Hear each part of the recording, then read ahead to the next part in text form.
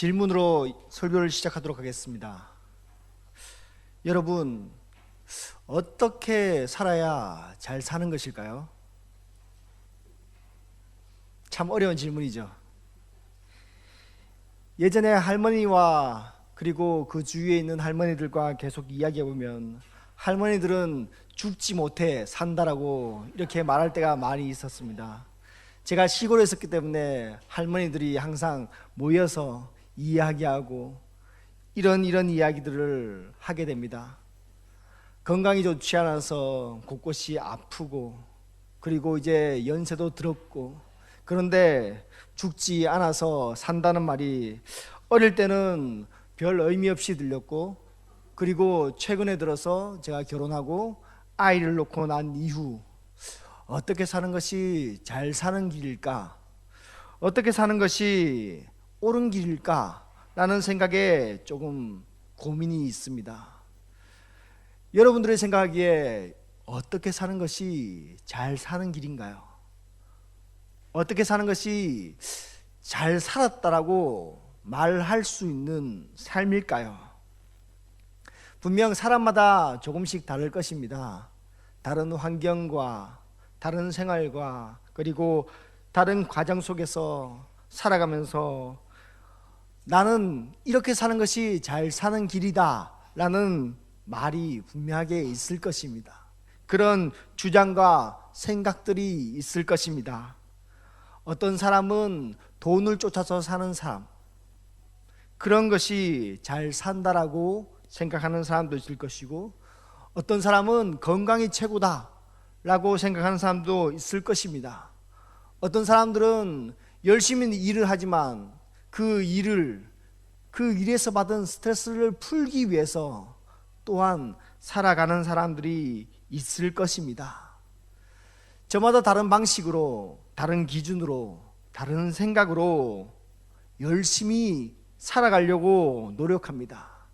흔히 잘 살기 위해서 끊임없이 노력합니다.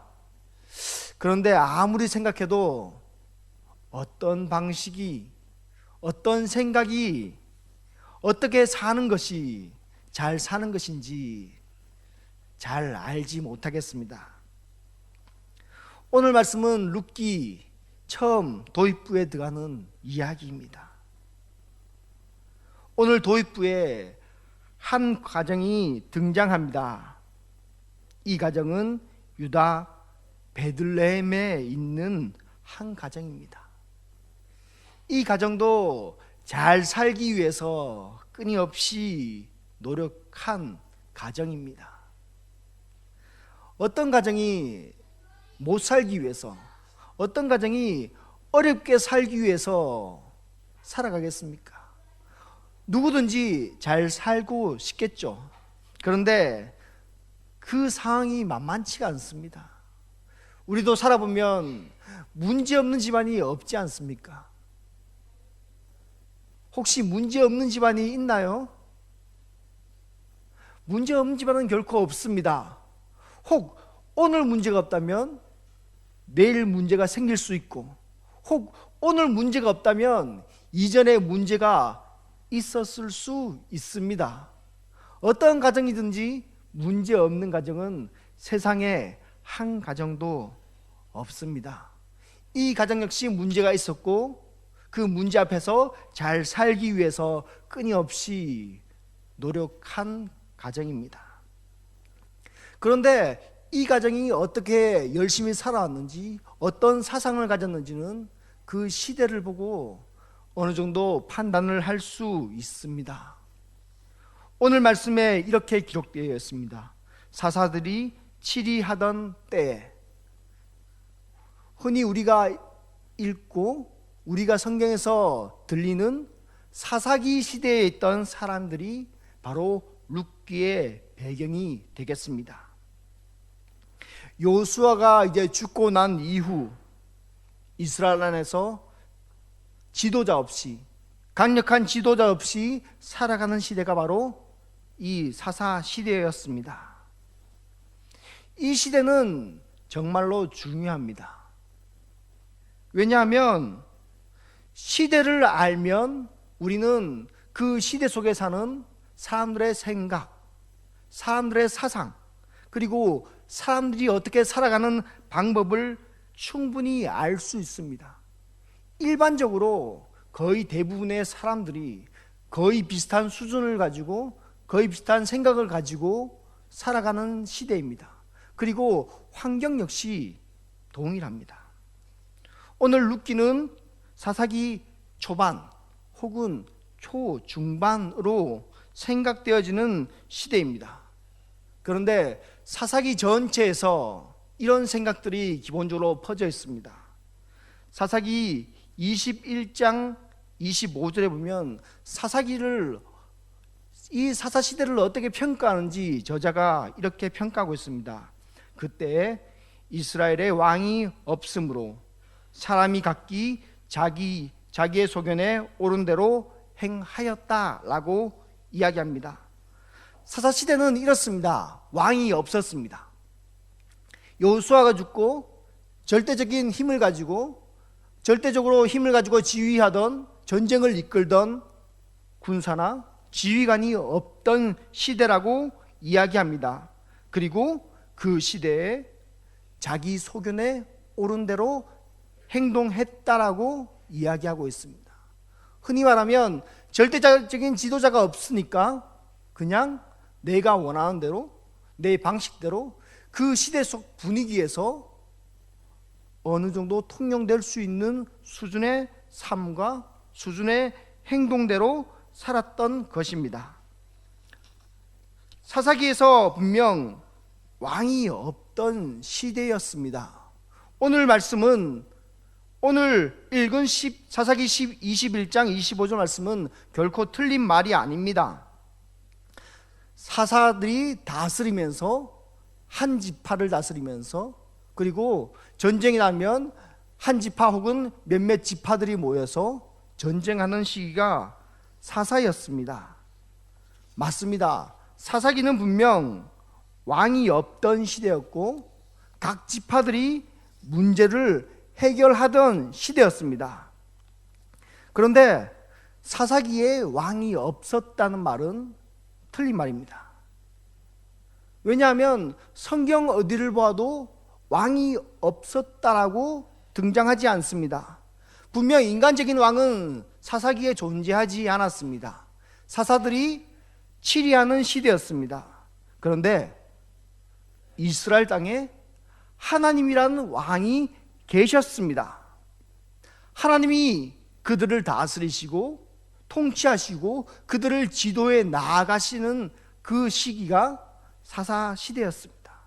그런데 많은 사람들이 하나님을 왕으로 생각하지 않았다라고 말하고 있는 것입니다. 우리에게 왕이 없으니까, 우리에게 눈에 보이는 왕이 없으니까 자유롭게 살아도 된다라고 말하던 시대였습니다. 하나의 예를 들어보죠. 삼손 지파 혹시 아시죠? 제일 마지막 사사, 놀라운 힘을 가지고 있는, 혼자서 한 국가를 상대하는 그런 삼손, 그 지파는 단이란 지파였습니다. 분명 사사기 처음 시작하게 할 때는 그 지파는 남쪽에서 거주하면서 살아갑니다. 그래서 항상 해양 민족인 블레셋과 대치하는 모습이나 그들의 종이 되어서 살아가는 모습을 볼 수 있습니다. 그들이 왜 블레셋의 침공을 받을 수밖에 없냐 하면 그들의 위치가 블레셋과 항상 가까웠기 때문입니다. 그런데 사사기 후반에 보면 그들이 본격적으로 북쪽으로 이주하기 시작합니다. 블레셋이 너무나 괴롭히니까, 자신들이 생활할 터전이 너무나 좁아지니까 이제 하나님께서 주신 터전을 버리고 이제 새로운 곳으로 이주하여 넘어가는 모습을 볼 수 있습니다. 그리고 새로운 곳에 정착하면서 그것들의 원주민들을 다 죽이고 그 땅 안에서 살게 되는 모습을 볼 수 있습니다. 이처럼 하나님께서 다 그 지파, 그 지역을 하나하나 정해 주셨지만 그것들을 전부 다 버리고 내 궁에 맞추어서, 내 즐거움에 맞추어서, 내 방식에 맞추어서 살아가는 시대가 바로 사사 시대라는 것입니다. 사람들은 끊임없이 왕이 없었다라고 이야기합니다. 그렇게 주장합니다. 그렇게 생각하고 있습니다. 그런데 이스라엘 안에 하나님이란 왕이 계셨다라고 성경에서는 끊임없이 주장하고 있습니다. 이들이 어려울 때마다 하나님께서 이들을 보살펴 주셨다라고 말씀하고 있습니다. 어려울 때마다, 기도할 때마다 사사를 끊임없이 보내주셔서 구원을 베풀어 주셨지만 사람들은 그것을 알지 못하는 시대가 바로 사사였습니다. 그리고 오늘 그 사사 시대에 한 가정이 등장하고 있습니다. 그리고 그 가정은 놀랍게도 하나님에 대한 관심이 전혀 없다라고 성경 기자는 이야기하고 있습니다. 여러분에게 다시금 질문하고 싶습니다. 여러분 잘 살고 싶으시죠? 누구나 잘 살고 싶으실 것입니다. 그런데 여러분 어떻게 잘 살고 싶나요? 무엇을 가지고 여러분 잘 살고 싶나요? 사사기에 나오듯이 세상 사람과 동일한 방법으로 잘 살고 싶지 않나요? 혹 그렇게 살아가는 방식 자체가 잘 산다라고 생각되어지지는 않습니까? 다르게 질문해 보겠습니다. 혹시 여러분들에게도 왕이 없습니까? 사사기 시대는 왕이 없어서 내 마음대로 살았던 시기입니다. 많은 사람들이 내 마음대로 살았고 단지파처럼 멋대로 이주하고 그리고 자신의 꿈에 맞춰서 그렇게 행동하는 시대였습니다. 그런데 오늘날 역시 많은 사람들이 왕이 없이 살고 있습니다. 오늘날 역시 나의 행복만을 추구하며 살고 있습니다. 왕이 없기 때문에 그렇습니다. 여러분의 마음속에는 왕이 있습니까? 아니면 내가 살고 싶은 대로 내 방식대로 살아가고 있습니까? 오늘 이 룻기에 등장하는 이 하나의 말씀은 단순히 룻기 시대를 이야기하는 것이 아닙니다. 오늘날 시대를 이야기하는 것입니다. 여러분 오늘날 돈이 신이 되어 있습니다. 나를 사랑하는 것, 그것이 신이 되어 있습니다. 나만 좋으면 된다라는 생각들이 너무나 많이 있습니다. 그리고 그 속에는 하나님이 없기 때문에 그렇게 행동하고 살아가는 사람들이 정말 많이 있습니다. 우리들의 삶 속에서는 정말 우리들의 마음 속에서는 진정으로 하나님이 있는지 한번 물어보았으면 좋겠습니다. 그리고 오늘 시대적인 배경을 또 이렇게 설명합니다. 그 땅에 흉년이 들었다라고 이야기합니다. 그 땅에 먹을 것이 없다라고 성경에서는 소개하고 있습니다. 그런데 이 말씀은 예전에 이스라엘이 그 가나안 땅을 차지하기 전 하나님이 하신 말씀과 전혀 다른 이야기입니다. 하나님께서는 이스라엘을 보시고 이스라엘에게 말씀하시기를 그 땅이 젖과 꿀이 흐르는 땅이라고 설명하고 있습니다. 그리고 모세가 그 땅을 처음 찾아갔을 때에도 사람들이 이 땅을 보고 정말로 좋아했습니다. 젖이란 목축업을 이야기합니다. 그 땅에 목축업을 충분히 할 수 있는 땅이라고 설명하는 것입니다. 그리고 꿀은 달콤한 과일을 이야기하고 있습니다. 그 땅에 동물을 키우기 아주 좋고 그리고 그 땅에 과일들이 아주 맛있다라고 말씀하고 있습니다. 그것도 하나님의 말씀입니다. 그런데 오늘 본문에 이 젖과 꿀이 떨어졌다라고 말하고 있습니다. 하나님이 주신 땅을 열심히 피 흘리며 열심히 차지했습니다. 열심히 노력했습니다. 그런데 오늘 사사기 시대에 들어서 그 땅이 정말로 살기 어려운 땅이 되어버렸습니다. 실제로 이스라엘 땅은 그렇게 살기 좋은 땅은 아닙니다. 이집트와 같이 에덴 동산과 같이 그렇게 아름다운 땅은 아닙니다. 그런데 하나님을 왕으로 삼고 살면 하나님께서 도와주시기 때문에 그 땅이 정말로 좋은 땅입니다. 그 땅이 정말로 풍족한 땅입니다. 하나님께서 보살펴 주시기에 그 땅은 정말 살기 좋은 땅이고 정말 젖과 꿀이 흐르는 땅이고 정말 아름다운 땅입니다. 그런데 오늘 그 땅에 흉년이 들었습니다. 그리고 재미있는 것은 이 땅의 이름 역시 재미있습니다. 이 땅의 이름은 베들레헴입니다. 흔히 한국어로 말하면 떡집, 밥집, 음식집이라고 표현해 볼 수 있습니다. 그런데 오늘 음식집에, 오늘 식당에 밥이 떨어졌습니다. 음식집에 더 이상 아무런 음식이 남아있지 않게 되었습니다. 하나님이 주신 놀라운 땅, 하나님이 주신 아름다운 땅에서 모든 것이, 먹을 것이, 생활할 것이 완전히 없어져 버렸습니다. 그래서 한 가정이 그 하나님이 주신 땅을 버리고 떠나려고 합니다. 자신들이 살기 위해서, 자신들이 좀 더 잘 살기 위해서, 자신들의 먹을 것을 찾기 위해서 하나님이 주신 기업, 그리고 형제, 이웃들, 이런 것들을 다 버리고 떠나려는 모습을 하고 있는 것입니다. 성경에서는 분명히 이렇게 이야기합니다. 이 가정이 신앙이 없다라고 이야기하고 있는 것입니다. 이 가정은 불신앙의 삶을 살고 있다라고 이야기하고 있습니다. 왜냐하면 하나님이 주신 놀라운 기업을 버리고 가기 때문에 그렇습니다. 많은 사람들이 핑계를 댈 수 있습니다. 하나님, 이곳에서는 먹을 것이 전혀 없습니다 라고 분명하게 핑계를 댈 수 있습니다. 우리 역시 살아가면서 얼마나 많은 핑계를 대지 않습니까? 하나님, 저 이것 때문에 못해요.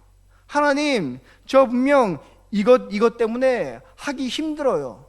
분명 우리들이 그런 말을 끊임없이 할 수는 있습니다. 하지만 우리들이 하나님이 주신 것, 하나님이 주신 터전, 그것을 버리고 떠날 수는 없습니다. 왜냐하면 이것은 불신앙이기 때문입니다. 시대적인 상황이 아무리 바뀌었다 할지라도, 그 환경이 아무리 바뀌었다 할지라도 하나님이 불러주신 이 자리에서 떠날 수 없습니다. 단순히 이사하는 것이 나쁘다라고 이야기하는 것이 아닙니다. 이사하는 것은 누구나 할 수 있는 일입니다. 그런데 이 이사하는 것 자체에, 이사하는 행동 자체에 깔려져 있는 마음이 중요합니다. 왜냐하면 이스라엘 땅이란 것은, 하나님께서 주신 기업, 하나님이 주신 땅이란 것은 상당히 중요한 의미를 가지고 있기 때문입니다. 열왕기하 21장에 보면 나봇이라는 사람이 등장합니다. 나봇이라는 사람이 아합 왕 궁전에 그 옆편에 포도원이 있었습니다. 하나님이 주신 그 기업이고 그것은 조상 대대로 내려오는 땅이었습니다. 그런데 왕이 이렇게 제안합니다. 너에게 더욱더 좋은 포도밭을 줄 테니 내가 이 포도밭을 나에게 주고 너는 더욱더 좋은 포도밭을 가져라 라고 이야기합니다. 혹 내가 그 땅이 필요가 없다면 돈으로 해결해 줄게 라고 왕이 그렇게 요청을 합니다. 잘 생각해 보십시오. 지금 가지고 있는 땅보다, 지금 가지고 있는 것보다 더욱더 높게 돈을 준다는데, 더욱더 좋은 것을 준다는데, 더욱더 넓은 것을 준다는데 어떻게 사용할 수 있겠습니까? 그리고 또 왕의 요청입니다. 왕의 요청을 거절하면 어떻게 될지 알지 못합니다. 당연히 우리가 생각하더라도 좋은 조건을 내밀면 당연히 그것을 받아야죠. 취해야죠. 그런데 나봇은 왕의 말을 거절합니다. 왜냐하면 21장 3절에 보면 내 조상의 유산을 왕에게 주기를 여호와께서 금하실지로다 라고 이야기합니다. 이것은 단순히 내가 가지고 있는 유산이 아니고 내가 가지고 있는 땅이 아니고 하나님께서 주신 땅이란 것을 인식하고 있는 것입니다. 하나님께서 주신 조상의 그 계속 이어지는 땅이란 것을 말씀하고 있는 것입니다. 분명 나봇이 왕의 제안을 받아들였으면 몇 배나 부자가 될 수 있겠죠. 그런데 이 이야기는 신앙적인 관점에서 바라보아야 합니다. 왜냐하면 이 유산은 단순히 돈이 아닙니다. 이 유산을 가지고 있으면 기본적으로 내 생활이 가능합니다.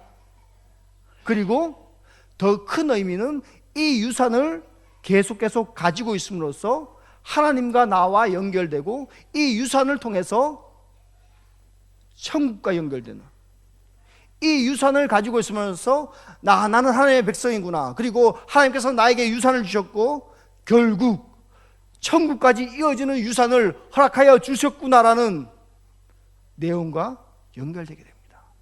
그렇기 때문에 나봇은 자신이 조금 더 이득을 얻을 수 있었고, 자신이 만약 거절한다면 엄청난 손해를 입을 수 있음에도 불구하고 이렇게 왕의 요청을 거절한 것입니다.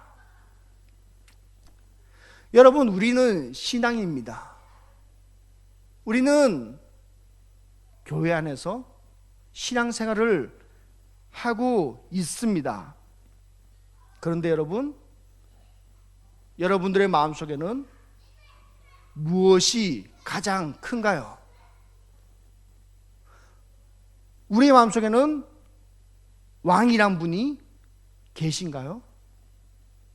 세상에 많은 사람들이 많은 종교를 다니면서, 아니 많은 사람들이 교회를 다니면서 왕이 없는 것처럼 생각하는 사람들이 정말 많이 있습니다. 하나님께서 우리에게 분명하게 자리를 허락하여 주셨습니다. 그런데 오늘 나오는 말씀처럼 한 사람은 잘 살기 위해서 하나님이 주신 은혜와 그 축복의 자리를 버려버리고 갑니다. 많은 사람들이 하나님을 믿는다고 고백은 하지만 하나님께서 주신 은혜를 끊임없이 이야기하지만 행동에서 부족한 부분이 정말 많이 드러납니다. 혹 여러분 같으면, 여러분이라면 불이익을 감수하고서라도 신앙생활을 계속 유지할 수 있을까요? 우리는 많은 사람들이 내 이익을 얻기 위해서 신앙생활을 하는 사람들이 정말 많이 있습니다. 하나님 도와주세요 라고 이야기하면서 하나님의 모습보다는, 하나님의 은혜보다는 나에게 올 것들을 더욱더 생각하고 신앙생활을 하는 사람들이 많이 있습니다. 룻기에 등장하는 한 사람은 자신에게 불이익이 오자 그 유산을 포기해버리고 모압으로 내려갔다라고 이야기하고 있습니다. 왕이 없었죠. 그의 가정에 왕이 없었죠. 왕이 없으므로 누구의 눈치도 볼 일이 없었죠. 우리들의 마음속에 왕은 누구인가요? 여러분들은 매일매일 누구의 눈치를 보면서 살아가고 있습니까? 혹 내가 주인이 되어서 다른 사람의 눈치를 아무도 보지 않고 내 마음대로 살아가지는 않습니까? 성경에서는 끊임없이 이것을 불신앙이라고 말하고 있습니다. 우리는 분명 세상 안에서 신앙을 버리고 세상 안에서 잘 살 수는 있습니다. 많은 사람들이 이미 그렇게 살고 있잖아요. 많은 사람들이 세상에서 이미 자신이 가지고 있는 것들을 많이 누리면서 풍족하게 사는 사람들이 많이 있습니다. 내가 왕이 되어서 사는 사람들이 정말 많이 있습니다. 좀 더 풍족하게, 좀 더 즐겁게, 그리고 좀 더 많은 것을 누리며 살아가고 있습니다. 그런데 되짚어 봅시다. 이것이 하나님이 원하는 생활의 방식인가요? 우리는 모두 다 알고 있습니다. 잘 알고 있습니다. 그런데 그것이 쉽지 않을 뿐입니다. 우리는 언제나 내가 좋아하는 대로 살아가려고 끊임없이 노력합니다. 왜냐하면 우리는 죄인이기 때문입니다. 나의 생각과 나의 사상과 나의 환경 속에서 살아가면서 나밖에 모르고 살아갈 때가 정말 많이 있습니다. 어쩌면 하나님도 신경 쓰지 않고, 형제와 이웃도 신경 쓰지 않고, 자신의 자리도 신경 쓰지 않고 편하게 살고 싶을 때가 분명하게 있습니다.